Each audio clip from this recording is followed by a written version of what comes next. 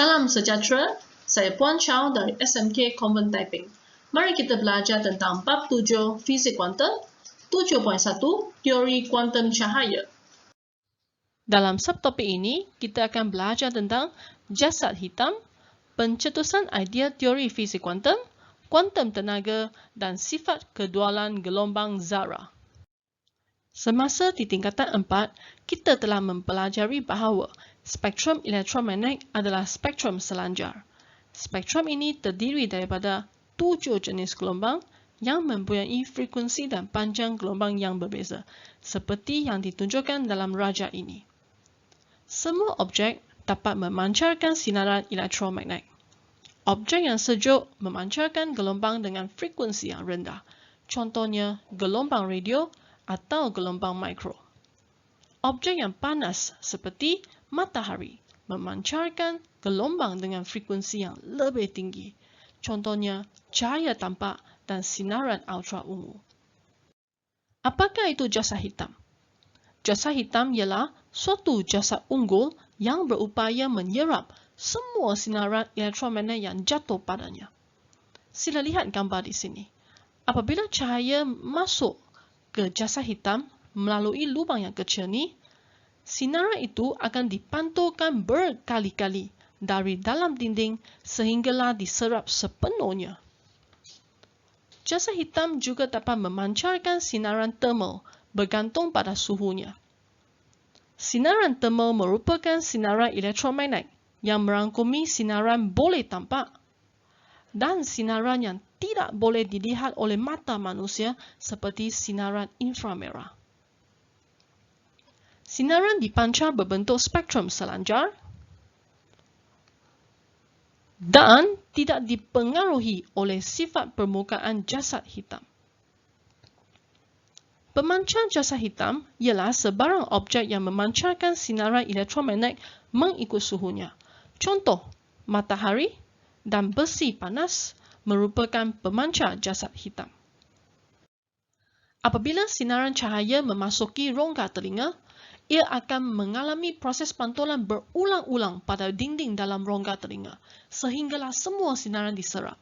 Oleh itu, rongga telinga seolah-olah bertindak sebagai jasad hitam.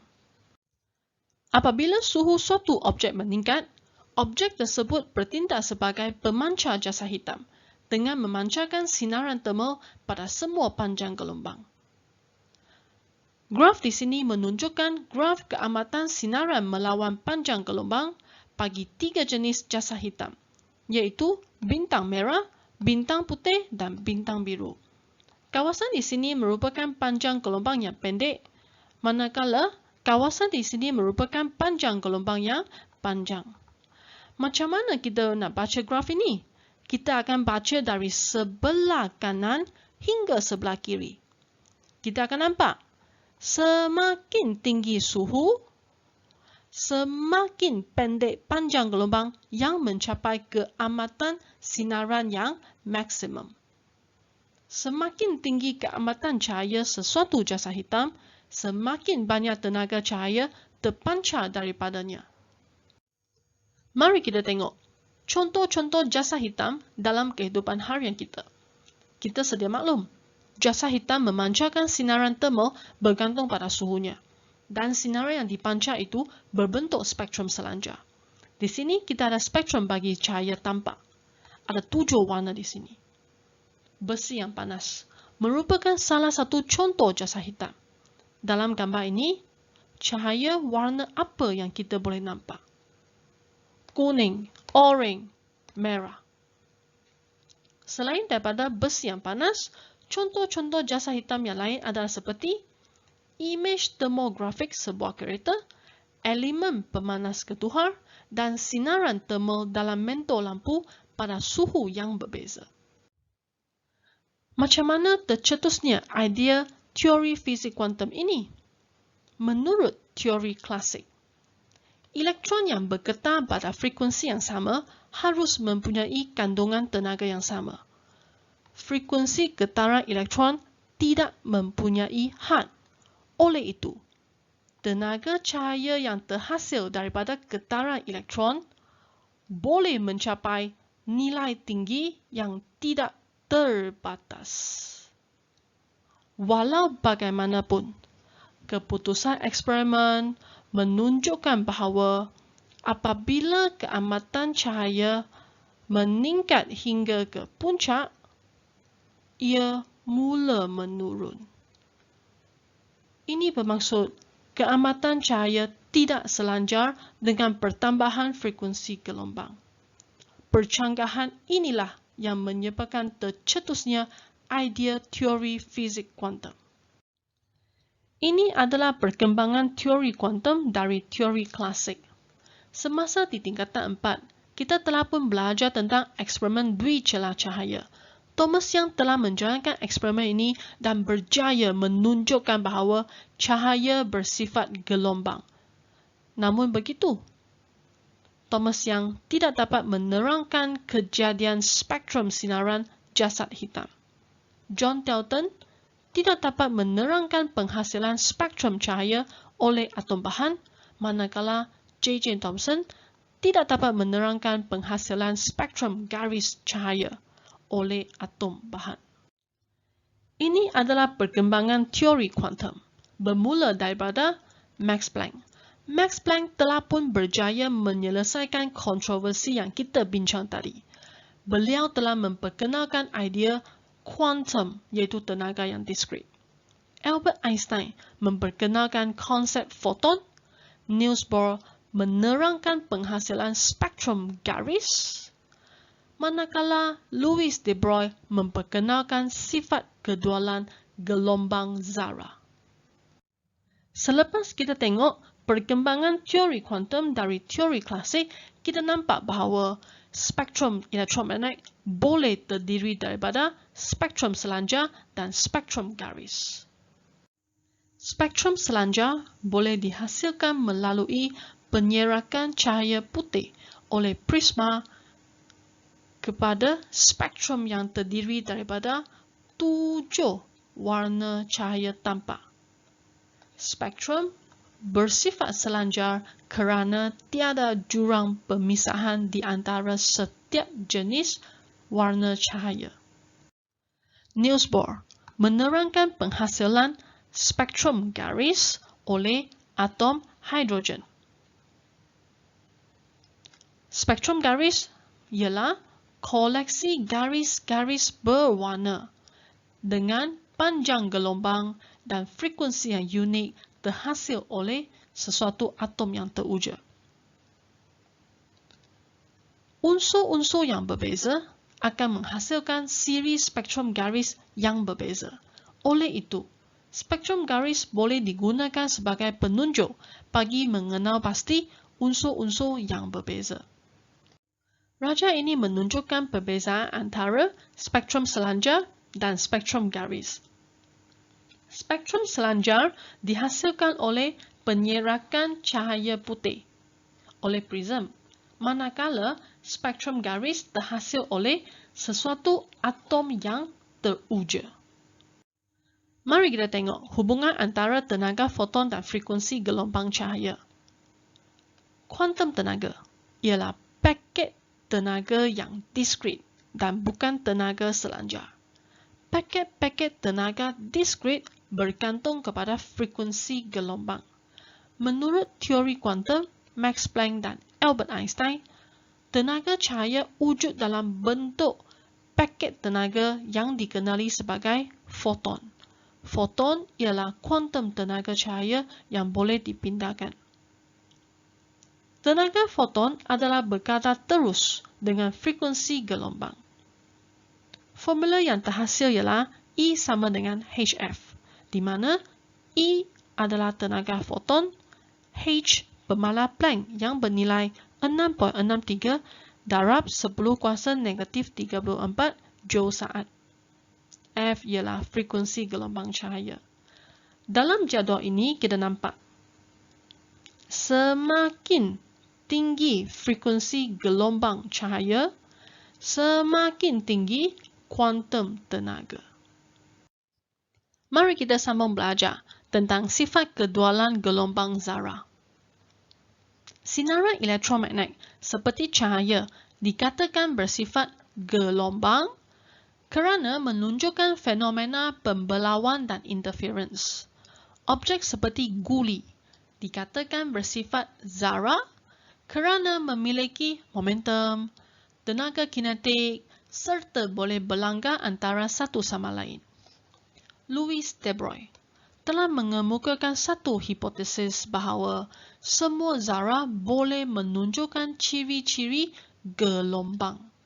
Namun begitu, secara eksperimen, hipotesis ini tidak terpakai untuk zarah berjisim besar kerana zarah berjisim besar sukar menunjukkan ciri-ciri gelombang.